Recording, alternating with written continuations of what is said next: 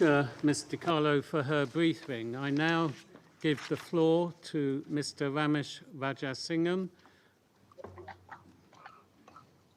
Thank you, Mr. President.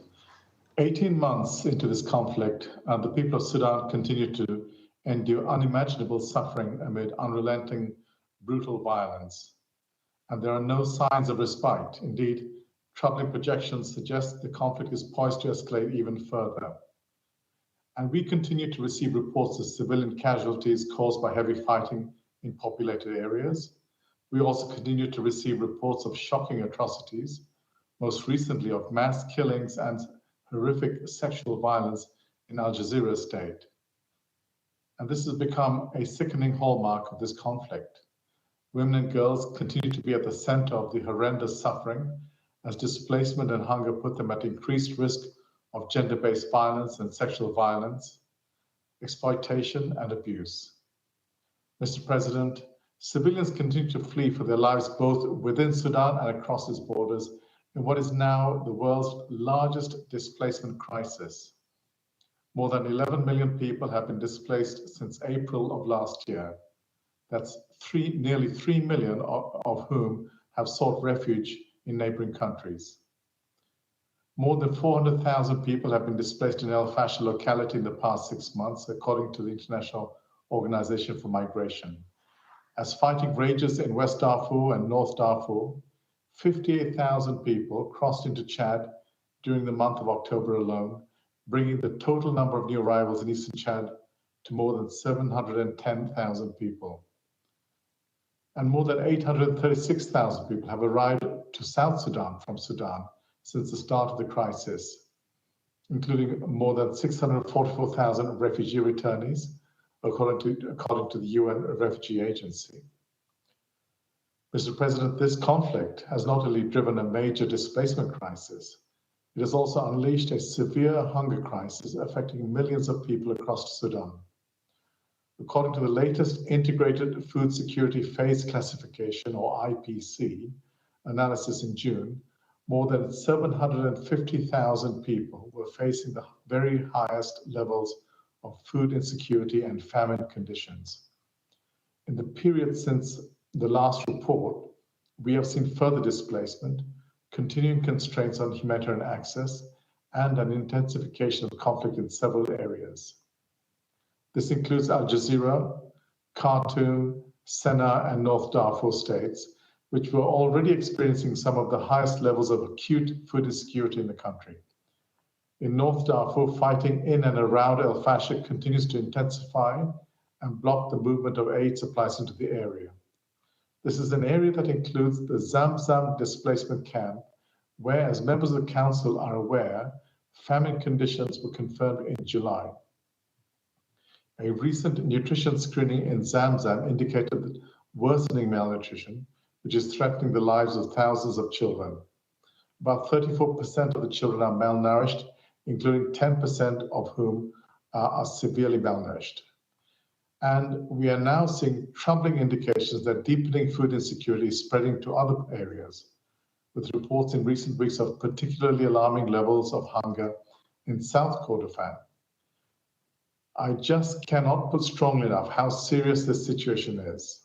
Hostilities and violence have claimed the lives of thousands of people in Sudan.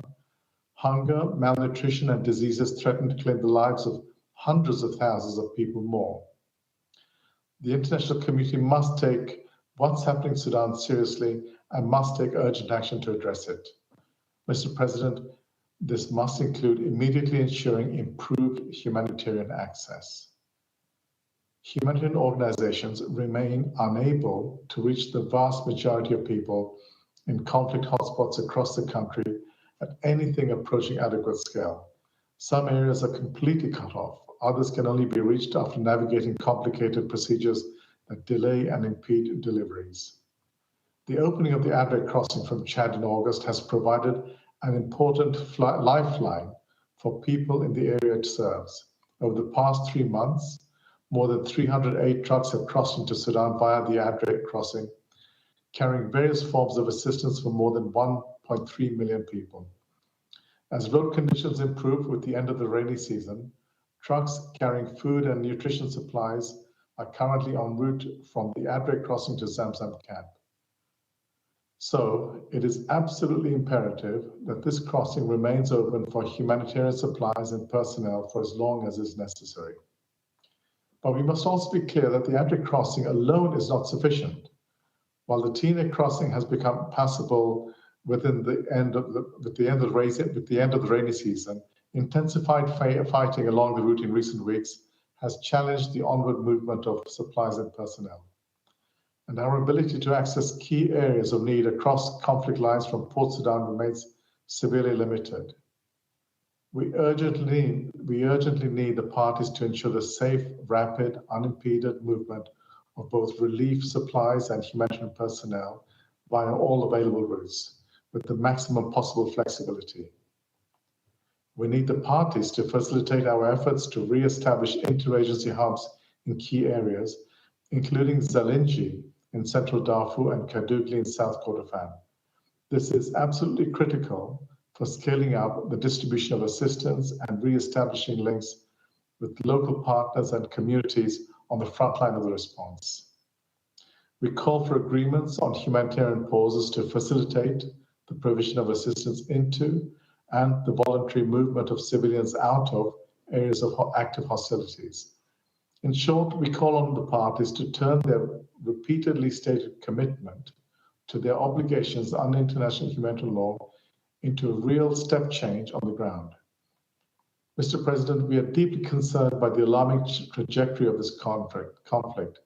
While it has already unleashed horrendous suffering, the conditions are there for it to claim exponentially more lives.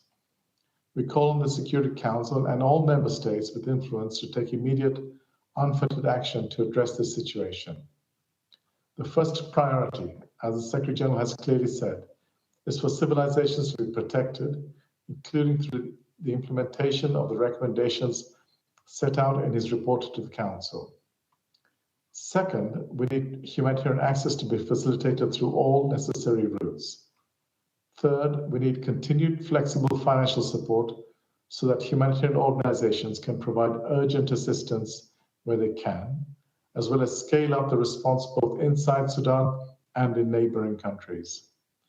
And finally, as always, we call for urgent steps to bring the fighting to an end and secure that desperately needed peace in Sudan. Thank you, Mr. President.